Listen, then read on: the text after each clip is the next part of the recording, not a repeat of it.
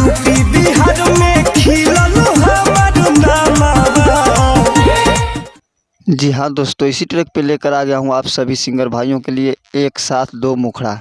और ये मुखड़ा आप लोग को अच्छा लगे तो वीडियो को लाइक ज़रूर करें, और चैनल पे नए हैं तो चैनल को सब्सक्राइब कर लें, ताकि कोई भी हिट मैटर लेकर आऊँ तो सबसे पहले आप लोग के पास नोटिफिकेशन पहुँचे।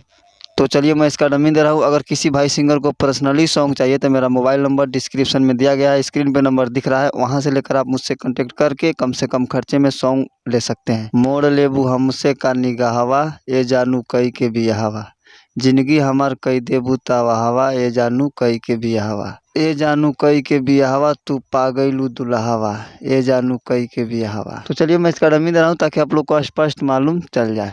मोड़ लेबू हमसे का निगाहवा, ए जानू कई के बियाहवा, जिंदगी हमार कई देबू तवाहवा, ए जानू कई के बियाहवा, ए जानू कई के बियाहवा, तू पा गईलू दुल्हावा, ए जानू कई के बियाहवा, मोड़ लेबू हमसे का निगाहवा, ए जानू कई के बियाहवा।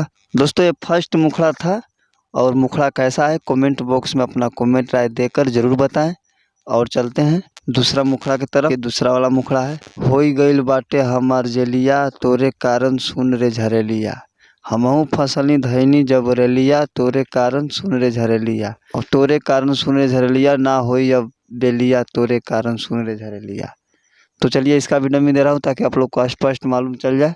होई गईल बाटे हमर जेलिया, तोरे कारण सुन रे झरेलिया, हमहू फसली धैली जब रेलिया, तोरे कारण सुन रे झरेलिया, तोरे कारण सुन रे झरेलिया, ना होई अब बेलिया, तोरे कारण सुन रे झरेलिया, होई गईल बाटे हमर जेलिया, तोरे कारण सुन रे झरेलिया। दोस्तों अगर हमारा वीडियो आप लोग को अच्छा लगे तो वीडियो को लाइक करें और ज़्यादा से ज़्यादा शेयर करें, ताकि और सिंगर भाइयों के पास हमारा वीडियो पहुँचे। मिलते हैं नेक्स्ट वीडियो में, तब तक के लिए धन्यवाद।